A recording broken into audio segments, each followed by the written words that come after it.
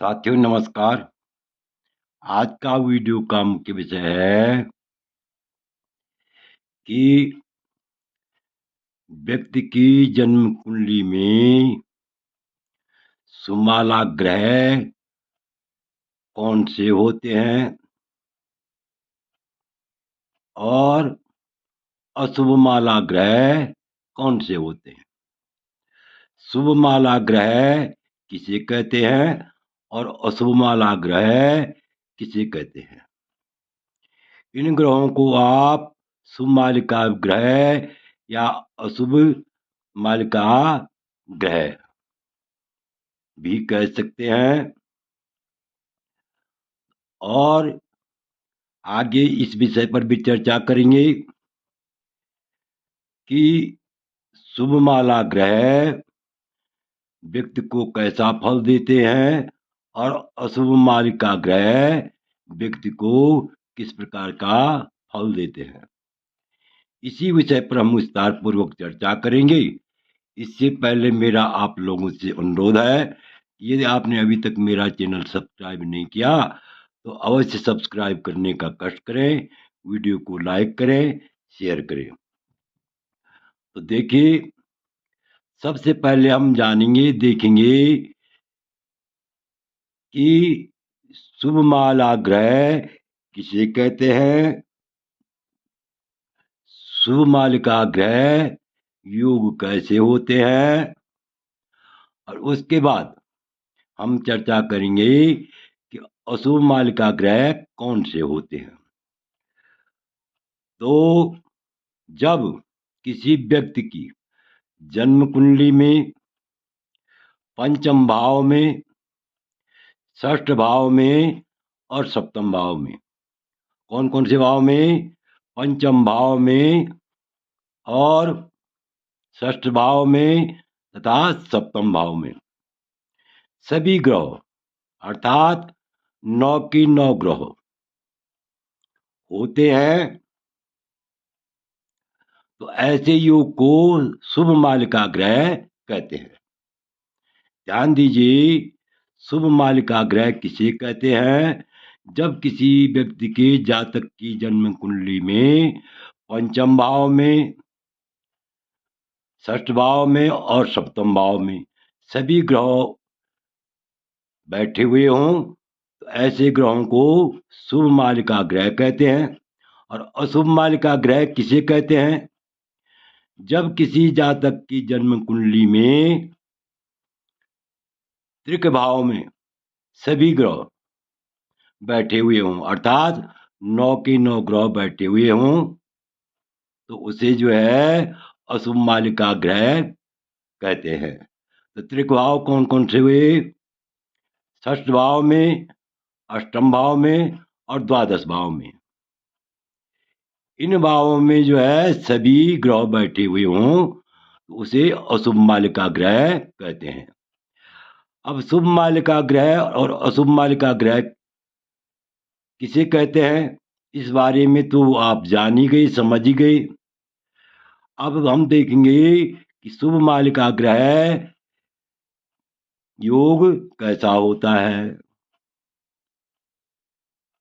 शुभ मालिका ग्रह योग का फल किस प्रकार से होता है, तो लिखा हुआ है, जो व्यक्ति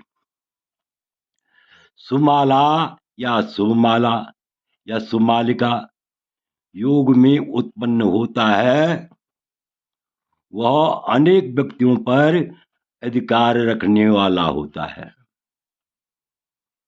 अर्थात अनेक व्यक्तियों पर अपना आधिपत्य रखने वाला होता है, अत्यंत दानी होता है, भाई बंधुओं से प्रेम करने वाला होता है और उत्तम स्त्री और पुत्रों से युक्त होता है तथा अत्यंत धीर और गंभीर होता है, अर्थात अत्यंत धैर्यशाली होता है और राजा द्वारा प्रशंसित होता है या सम्मानित होता है। राजा द्वारा प्रशंसित या सम्मानित होता है, अर्थात ऐसे व्यक्ति के राजयोग होते हैं। ऐसा व्यक्ति पर कार्यकर्ता होता है। अब यहाँ पर कार्यकर्ता लिखा है, तो पर कार्यकर्ता के दो अर्थ निकलते हैं, दो भाव होते हैं। पर कार्यकर्ता मतलब दूसरों का कार्य करने वाला, तो दूसरों का कार्य करने वाला अर्थात नौकरी पेशा करने वाला होता है। या इसी शब्द का अगर दूसरा अर्थ देखा जाए तो इसका मतलब दूसरों का उपकार करने वाला होता है। कुल मिलाकर के हम कह सकते हैं कि जिस व्यक्ति की जन्म कुंडली में सब ग्रह पंचम, षष्ठ और सप्तम भाव में बैठे हुए हों, तो ऐसा व्यक्ति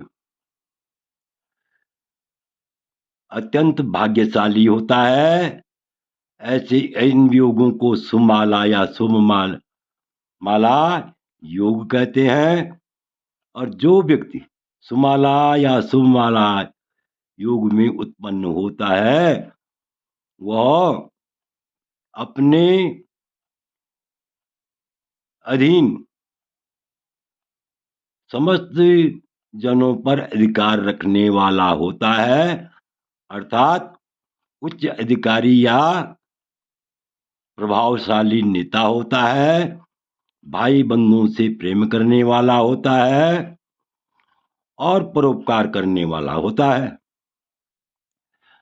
तो इस प्रकार से हम कह सकते हैं कि शुभ मालिका योग यदि जन्म कुंडली में इस प्रकार से हो तो ऐसा जातक अत्यंत भाग्यशाली होता है। अब आगे देखिए, अशुभ मालिका योग अर्थात जिस व्यक्ति के सब ग्रह षष्ठ, अष्टम और द्वादश इन त्रिक भावों में बैठे हुए हों सभी ग्रह, वे दूसरों का वध करने वाला होता है, कृतघ्न होता है, कलह प्रिय होता है, झगड़ालू होता है और कुमार्गगामी होता है। ऐसे लोग कायर होते हैं और लोग उनकी निंदा करते हैं। स्वयं दूसरों की निंदा भी करता है और लोग भी उसकी क्या करते हैं, निंदा करते हैं। ऐसे व्यक्ति ब्राह्मणों का या अपने से बड़ों का या पूजनीय जनों का सम्मान नहीं करते हैं और जीवन भर दुख ही दुख उठाते हैं, कष्ट ही कष्ट उठाते हैं, क्योंकि इनके कर्म ही खोटे होते हैं, जिनके कारण उनको संपूर्ण जीवन में सफलता नहीं मिलती है और संपूर्ण जीवन में वे कष्ट उठाते हैं। तो इस प्रकार से आप समझ गए कि होंगे कि शुभ मालिका योग यदि कुंडली में हो तो ऐसा जातक अत्यंत भाग्यशाली होता है, परोपकारी होता है, धैर्यशाली होता है। और यदि अशुभ मालिका योग हो, किसी जातक की कुंडली में अशुभ मालिका योग हो, वे दूसरों को कष्ट पहुंचाने वाले होते हैं, कुमार्गगामी होते हैं और ब्राह्मणों तथा देवताओं का सम्मान नहीं करते हैं और जीवन भर कष्ट उठाते हैं। आशा है कि आप इस वीडियो को भली बात समझ गए होंगे।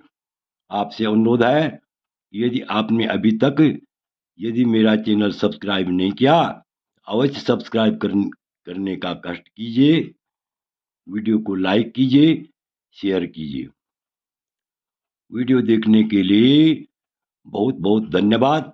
विशेषकर मैं उन लोगों का आभारी हूँ जो सज्जन मेरे वीडियो को नियमित रूप से देख रहे हैं। पुनः बहुत बहुत धन्यवाद।